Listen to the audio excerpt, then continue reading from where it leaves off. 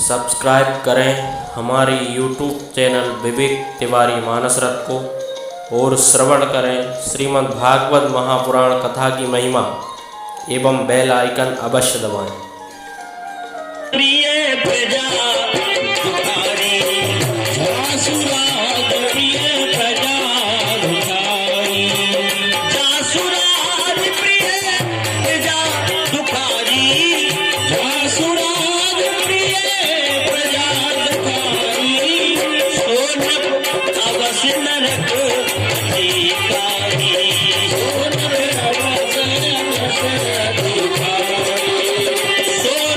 अवश्य नरक इसलिए तुम राजा भी हो, जिस राजा के राज्य में प्रजा दुखी वो नरक का अधिकारी है। युवान हो, आलसी नहीं होना चाहिए और खूब मेहनत करके धन कमाओ। दान धर्मान राज धर्मान, धन ये सोच के कमाना चाहिए कि हमें कभी मरना ही नहीं है। लेकिन कहा हे पांडवों, दान ये सोच के करना चाहिए कि हमें कल ही मरना है। जो हम कमा रहे हैं उसमें से 10वां अंश दान जरूर कर देना चाहिए। यदि दान नहीं करेंगे, जो संपत्ति हम कमा रहे हैं बैलेंस बना के केवल रखते जाएंगे, आने वाली पीढ़ी उसमें खर्च करेगी तो निश्चित है, क्योंकि जो कमाते हैं उसमें दोषता आ जाती है और उसमें से दोष यदि मिटाना चाहते हो तो उसमें से 10वां अंश दान करना। इसलिए दान बहुत जरूरी है। दान धर्मान राज धर्मान, दान की बड़ी महिमा है। और नहीं तो एक गांव में 3 कंजूस थे, बड़े खतरनाक। अच्छा, कंजूस की कंजूस से पटरी बैठा थे, तीनों इकट्ठे रहे। यहां नहीं है खैर कंजूस, यहां तो भगवान की कृपा से धर्म के कार्य होते ही रहते। तीनों कंजूस एक ही साथ रहे, आपस में चर्चा पूरे गांव में गया, एक नंबर के कंजूस हैं, एक नंबर के कंजूस हैं। आपस में चर्चा करने लगे, भैया अपन तो बदनाम हो गए, एक काम करिए, अपन कछु करिए। अब बोले क्या करिए? बोले आज तो बाजार चले मार के। बोले चलो। तो बाजार में पहुंचे, तीनों ही कंजूस। बोले क्या खरीदे क्या खरीदे? बोले एक काम करो, घी खरीदे। बोले ठीक है, 250-250 ग्राम घी खरीद के लाए तीनों ही कंजूस। और कांच की बाटल में तीनों ही ने रख लिया। 1 महीना के बाद फिर चौराहे पे इकट्ठे, कहो भाई घी चल रहा है कि खत्म हो गया? एक ने कहा भैया भगवान की कृपा से चल रहा है। तो बोले कैसे खर्च करते हो? अरे बोले कुछ मत पूछो, हमने कांच की बाटल में रख दिया और भगवान की कृपा से केवल मात्र 2 बूंद खर्च होता है एक दिन में। बोले कैसे? बोले ऐसे, जब पूरी रोटियां बन जाती हैं तो एक रोटी ऊपर की चुपल लेते हैं और एक नीचे की, बाकी पूरी रोटियों में सुगंध भर जाती है। एक ने सुना, दूसरे ने सुना कि भैया तू तो बड़ा उलखर्ची है, ये जायदाद ऐसे ही नहीं जुड़ गई, बहुत जल्दी बर्बाद होगा। बताओ, एक दिन में 2 बूंद खर्च कर रहा है। तो उसने कहा भैया फिर तू कैसे खर्च करता है? बोले सुन भैया, भगवान की कृपा से 24 घंटा में 1 बूंद। बोले कैसे?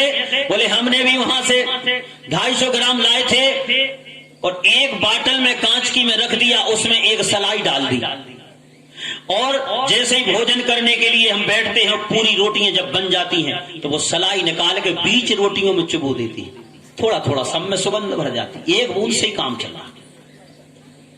तीसरे ने सुना, बोले तुम दोनों बहुत जल्दी निपटोगे, जायदाद ऐसे ही थोड़ी जोड़ ली। भैया तुम कैसे खर्च करते हो? बोले तुम बहुत खर्चीले हो गए। दोनों ने पूछी तुम कैसे खर्च करते हो? बोले हमने भी जिस दिन से आए हैं उस दिन से कांच की बाटल में ढक्कन लगा के रख दिया, और सुनो जब हम भोजन करने बैठते हैं मजाल है कि 1 बूंद खर्च हो जाए। बोले फिर? बोले प्रत्येक रोटी के ऊपर से बिना ढक्कन खोले बाटल घुमा देता, मन समझा देता, होगा काम। अब बताओ, ये से कंजूस हुई है, जिंदगी में बाटल खर्च नहीं होने। विचार करो। इसलिए पितामह भीष्म पांडवों को समझा रहे, दान धर्मान राज धर्मान मोक्ष धर्मान विभाग सा। हे पांडवों, जो धन हम कमाते हैं उसमें दूसरा है, इसलिए उसको पवित्र करना चाहते हो तो 10वां अंश दान कर दो। अच्छा, कहीं कहीं होते भी बड़े गजब के कंजूस। एक जगह हनुमान जी से प्रार्थना करके गया, बोले आज व्यापार में जितना फायदा होगा आधा आधा। तो भगवान की कृपा से बहुत फायदा हुआ। शाम को आ गया और चिल्लर का ढेर लगाए सामने हनुमान जी, और एक एक चिल्लर ऊपर फेंकता जाए, एक एक सिक्का। बोले हमें पता है, विद्वान कहते हैं तुम ऊपर रहते और हम रहते हैं नीचे, तो हम तो जा कह रहे आधे आधे नहीं, हम तो एक एक फेंक रहे ऊपर। जितने ऊपर रह जाए वे तुम्हारे, नीचे गिर जाए सब हमारे। ऐसी ऐसी युक्ति है। तो वही तो कह रहे कि बड़ी विचित्र स्थिति है, ये कंजूस होगी। इसलिए दान से धन शुद्ध होता है। तन पवित्र सेवा किए और धन पवित्र किए दान, और मन पवित्र हरि भजन सो होत त्रिविध कल्याण। मन को पवित्र करने के लिए एक ही उपाय है, भगवान का भजन। इस शरीर को शुद्ध करना चाहते हो तो सेवा करो। अच्छा, सेवा ही नहीं बन रही हो आजकल, नोट तो कोई भी दे जाएगा लेकिन सेवा नहीं। जबकि सेवा का धर्म बहुत कठिन बताया है। मानस में गोस्वामी लिख रहे, भरत भैया कह रहे, सिर बल जाऊं अरे उचित यश मोरा, सिर बल जाऊं उचित यश मोरा, सब ते सेवक धर्मो कठोरा, सिर बल जाऊं उचित यश मोरा।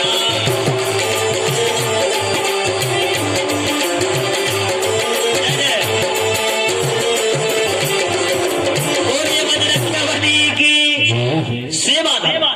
एक जगह ऐसी कथा चल रही थी, व्यास जी मंच से कह रहे थे,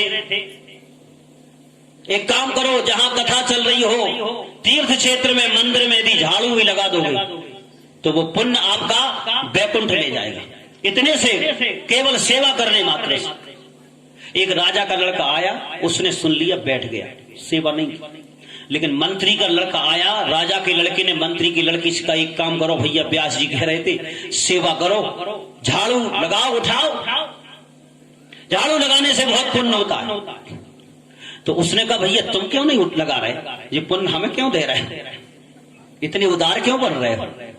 उसने कहा, यार तुम्हें पता नहीं है, हम राजजादे, हम राजा के लड़के, कोई क्या कहेगा, बताओ झाड़ू लगा रहे। तो उसने कहा, हम कौन तुमसे कम है यार, हम मंत्री जाते हैं, हम मंत्री के लड़के। दोनों बैठ गए। एक तीसरा लड़का आया, दोनों ने वही बात उससे कही। उसने भी कहा कि ये तुम्हें क्यों पुण्य नहीं ले रहे, हमें क्यों दे रहे हो? बोले भैया हम राज जाते, हम मंत्री जाते। उसने कहा, हम तुमसे कम नहीं है, हम अमीर जाते, हम पैसे वाले के लड़के। तीनों बैठ गए। चौथा लड़का आया, लेकिन चौथा थोड़ा उल्टी खोपड़ी का था। तीनों ने कहा कि भैया उठो, झाड़ू लगाओ, व्यास जी कह रहे थे बहुत बड़ा पुण्य होता है पानी पिलाने से, झाड़ू लगाने से। उसने कहा, भैया ये तीनों के तीन तुम हमें उतना उदारता क्यों दिखा रहे हो, तुम्हें झाड़ू उठाओ लगाओ।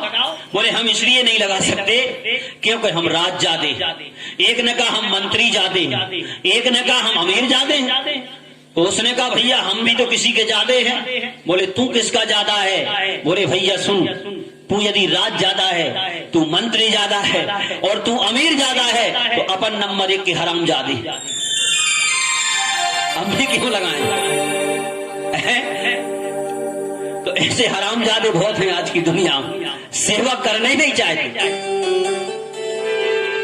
इसलिए सज्जनों बहुत आवश्यकता है, राज धर्मान दान धर्मान मोक्ष धर्मान विभाग सा। इसलिए सेवा धर्म बहुत कठिन है।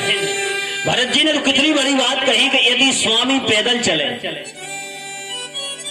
स्वामी यदि पैदल चले तो सेवक का धर्म ये नहीं है कि वो भी पैदल चले, वो तो सिर के बल चले। सिर बन जाओ उचित असिमोरा,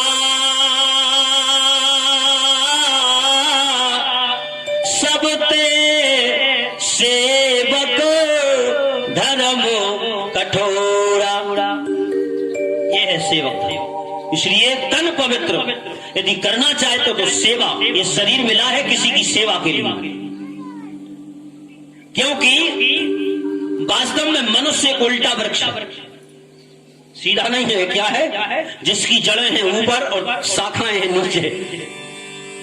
मनुष्य एक उल्टा वृक्ष। जो आजकल प्रणाम की पद्धति भी चल रही है, ये भी गलत है। साष्टांग हमारे शास्त्रों में लिखा है, साष्टांग बंधन प्रणाम करना चाहिए। आपने देखा होगा वृक्ष में जब हम पानी डालते हैं, खाद डालते हैं, तो कहां डालते हैं? शाखाओं में नहीं डालते, जड़ में डालते हैं। अब मनुष्य रूपी वृक्ष की शाखाएं नीचे हैं और जड़ ऊपर है, इसके लिए खाद पानी की व्यवस्था कहां से होगी? जब तक इसका सर नीचे नहीं झुकेगा, महापुरुषों के चरणों में, साधुओं के चरणों में, संतों के चरणों में, बड़े बूढ़ों के चरणों में, तो बताइए इसका उत्थान होगा क्या? तब तो देख रहे हैं 40 साल की नहीं भाई कहने लगे अटैक आ गया, अब खाद पानी मिला ही नहीं है। नहीं,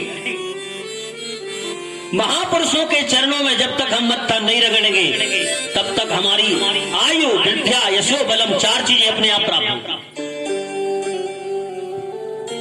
भाई अब जड़ अपनी ये है और अपन खड़े हैं सीधे लठ से सूखी लकड़ी जैसे। और गोस्वामी जी तो कह रहे बहुत बड़ी बात कि यदि मनुष्य कुछ ना कर सके, बिल्कुल कुछ भी ना कर सके, केवल 3 काम कर ले धरती पे, तो निश्चित है भगवान की प्राप्ति होगी। कौन कौन से 3 काम? बोले सत्य वचन और दीनता, ज्यादा से ज्यादा सत्य बोलो।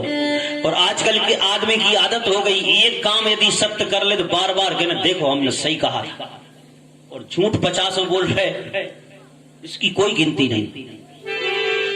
सत्य वचन और दीनता, दीनता आना चाहिए हमारे अंदर। और आजकल आदमी अहंकारी होता जा रहा है, इसलिए भगवान से दूर होता जा रहा है।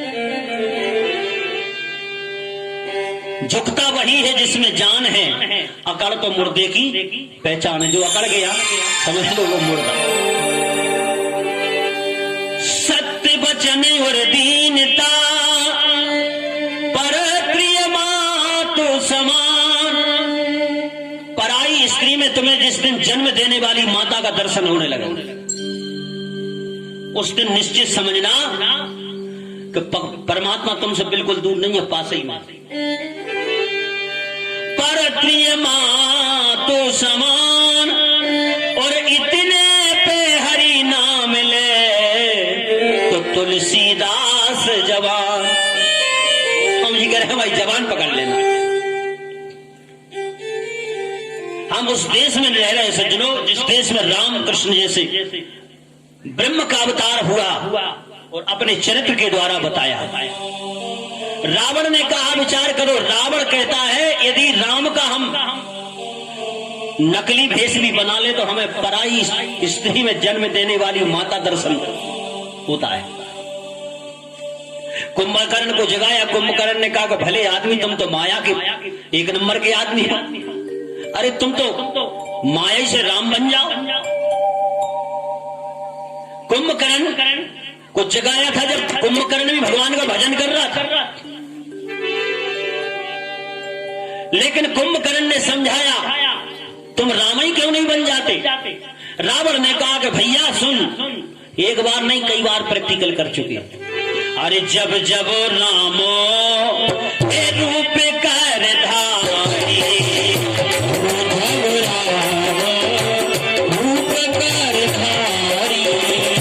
जब जब राम रूप कर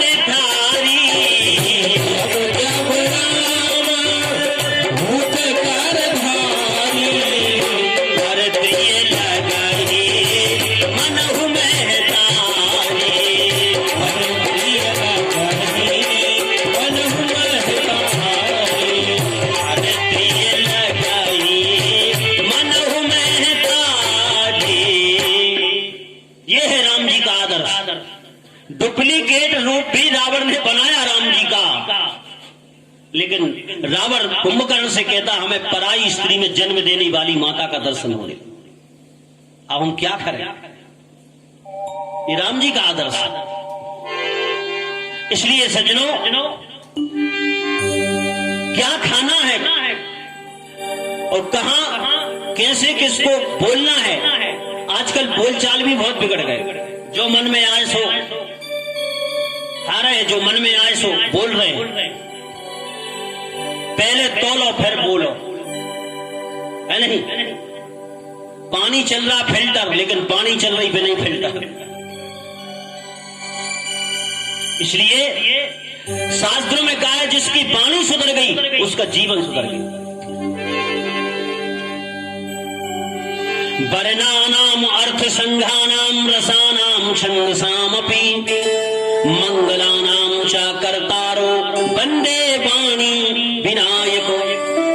गोस्वामी जी ने रामायण लिखने से पहले सबसे पहले वाणी का वंदन किया, सरस्वती का। वाणी सुधर गई, हम सब सुधर गए। इसलिए किसी ने पूछा एक बार बताओ भजन क्या है, तो गोस्वामी जी तो कह रहे अरे वाणी के सुर सुधार ले, हर वाणी के सुर सुधार ले, बस हो गया भजन